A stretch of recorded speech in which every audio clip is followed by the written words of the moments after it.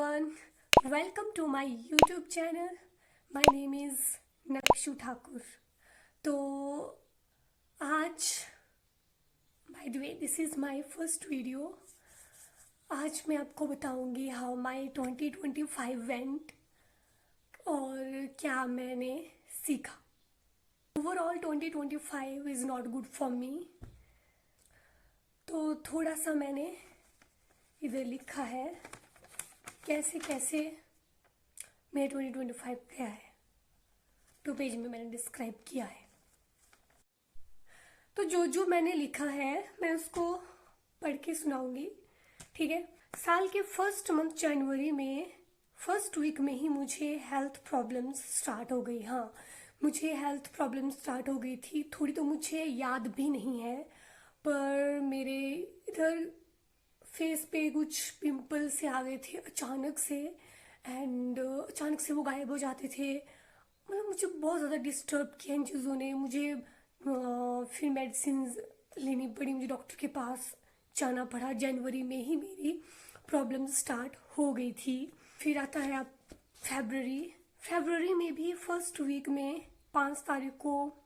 तो 5 तारीख को फरवरी को मेरे को आ गया था सुबह उठ के अचानक से चक्कर. और फिर मेरे को जाना पड़ा फिर से डॉक्टर के पास, और पता चला कि विटामिन डी डेफिशिएंसी एंड मेरी प्लेटलेट्स लो थे. फिर से मेरे को मेडिसिन लेनी पड़ी, और मेरी मेडिसिन जो है वो मार्च तक मेरा ट्रीटमेंट कंटिन्यू था, और उसके बाद मैं थोड़ी ठीक हुई.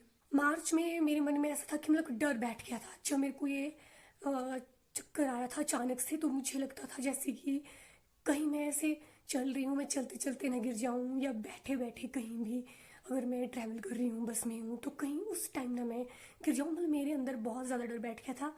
आई कांट एक्सप्लेन, बट पहली बार मेरे को ज़िंदगी में उस दिन ये चीज़ रियलाइज़ हुई थी कि लाइफ इज़ नथिंग सीरियसली. तो फिर आ गया अप्रैल मंथ मेरे लिए हैप्पी था, थोड़ा इमोशनल था, क्योंकि अप्रैल में मेरी दीदी की शादी हुई है. इमोशनल इसलिए बिकॉज सिस्टर्स का बॉन्ड पता ही है कैसा होता है. तो मैं भी सब कुछ दीदी के साथ शेयर करती हूँ, तो वैसे ही था. तो मई में मुझे स्टार्ट हो गई डाइजेशन प्रॉब्लम ऐसी हुई कि मेरे को लगा कि मैं कुछ ठीक ही नहीं रहता था यार.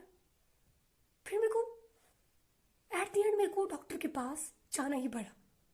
फिर मैंने मार्च में भी मैंने दवाइयाँ खाई है, मेरे को दी गई. मैं मेडिसिन लेती ही रही हूँ, कुछ भी सही नहीं रहा है. फिर आ गया मेरा जून. तो जून में मेरे को पीरियड से रिलेटेड इशू हो गए. जी हाँ, जून में मेरे को पीरियड से रिलेटेड इशू हो गए, जिसकी वजह से मेरी एनर्जी, मेरा मूड दोनों ही ठीक नहीं रहते थे. और मैं जून में यही सोचती रहती थी कि चीज़ें आज ठीक होंगी, पर ऐसा कुछ भी नहीं हुआ, कुछ भी ठीक नहीं हुआ. फिर मुझे नेक्स्ट मंथ जुलाई में डॉक्टर के पास फिर से जाना पड़ा. फिर से मेरे को मेडिसिन का सहारा लेना पड़ा. फिर से मैंने मेडिसिन ली है. उस टाइम भी मतलब मुझे रियलाइज़ नहीं हुआ कि 2025 मेरा इतना गंदा गया है. मैंने खुद नहीं सोचा था. जब मैंने इन चीज़ों को नोट डाउन किया, तब मैंने देखा कि कुछ भी सही नहीं था. फिर अगस्त आया. अगस्त में सब कुछ सही था, पर प्रॉब्लम्स यहाँ भी ख़त्म नहीं हुई, क्योंकि अगस्त में मुझे कैट बाइट हुआ. कैट ने मेरे को बाइट करा था इधर इस उंगली में, और बहुत खतरनाक वाला वो भी. तो मेरे को 8 इंजेक्शन लगे थे. अगस्त में मैंने 8 इंजेक्शन लगाए थे. अगर कोई कैट बाइट की स्टोरी जानना चाहता है तो मेरे को कमेंट करना. मैं नेक्स्ट वीडियो कैट बाइट वाली स्टोरी पर भी लाऊंगी. फिर आगे इस तरह के सितंबर में सब कुछ मतलब जिस हिसाब से पूरी लाइफ चल रही थी, तो मतलब मैं मेंटली तो ठीक नहीं थी, फिजिकली भी ऐसी ही थी कुछ. तो सितंबर के एंड में मैंने अपना वेट चेक किया था, और वैसे भी मैं अंडर वेट ही हूँ. तो मेरा वेट बहुत सारा डाउन चला गया था, मेरा वेट लॉस हुआ है बहुत सारा।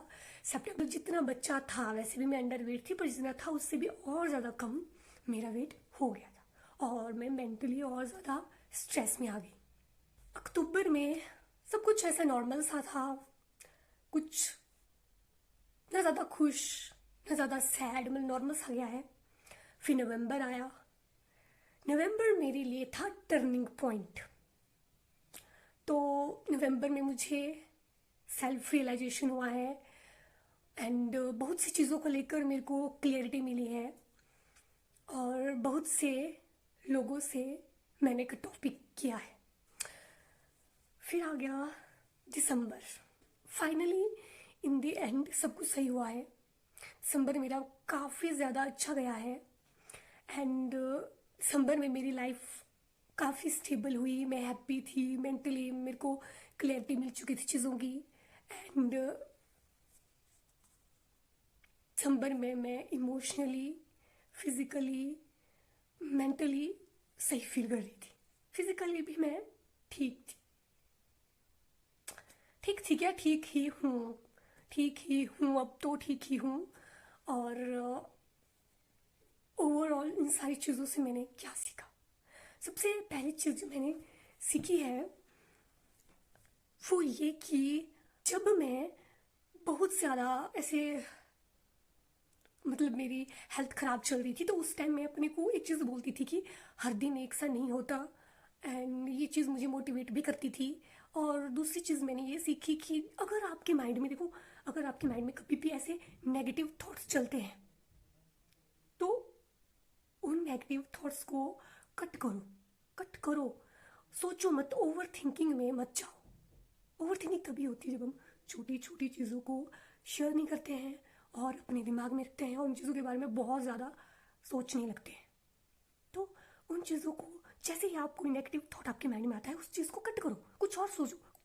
उसकी उसकी जगह पर सोचो कुछ अच्छा सोचो अपने बारे में, अपनी हेल्थ के बारे में, अपनी ग्रोथ के बारे में, जो चीज़ आपको खुशी देती है, अपनी हैबिट्स, जो आपको चीज़ें करना अच्छी लगती है, उन चीज़ों के बारे में सोचो कि उनको करेंगे, उन चीज़ों को करो। ये चीज़ मैंने सीखी है, एंड बहुत शॉर्ट हुई है लाइफ, बहुत शॉर्ट। मतलब पॉजिटिविटी लाओ अपने अंदर, रोज अपने बारे में अच्छा अच्छा बोलना, ये चीज़ मैंने सीखी है।